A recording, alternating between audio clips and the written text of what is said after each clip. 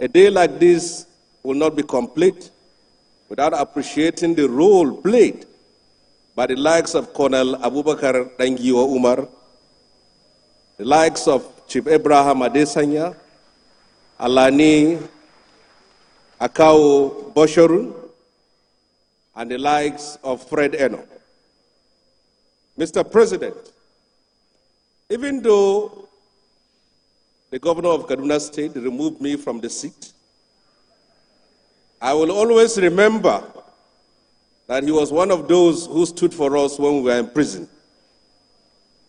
He was among those who kept the torch of freedom alive while many of us languished in the cell.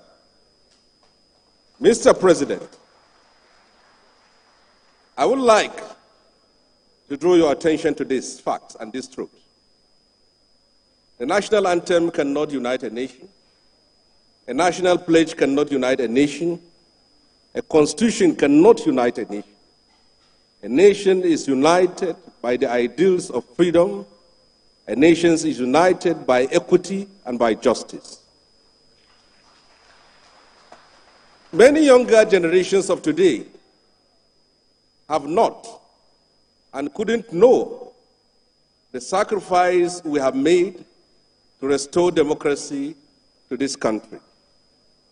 It is important that we bring to attention to those who were not here in those days of the struggle. This democracy was not a gift given to us by the military. It was not a lottery that we won. It was a product of struggle and sacrifice. There were people who were forced into exile, like the President and Commander-in-Chief of the Armed Forces, and the likes of Wole Soyinka. There were people who were sent to prison, like us. We're supposed to spend the first 15 years of our life in prison, but by the magnanimity of God, we were out. There were many who were dead.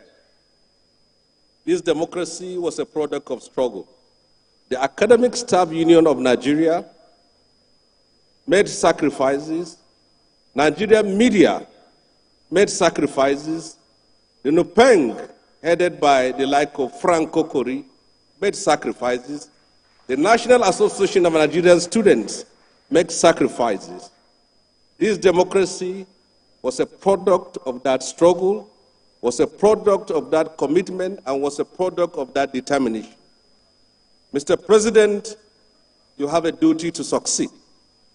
If you succeed, you will share your glory because you came from the trenches, you came from that struggle, you come from that period of struggle. Mr. President, if you fail, they will say that those of you who fought for democracy have nothing new to offer to Nigeria. We will pray for you, and we believe that the reforms which you have taken, there is no doubt about it, you too have recognized the untold hardship and the suffering it has inflicted on millions of people. But we are expecting that at the end of the day, it will bear fruit, and people will rejoice and say that the sacrifices that they have made, the consequences of that reforms, was something that was worth all this trouble.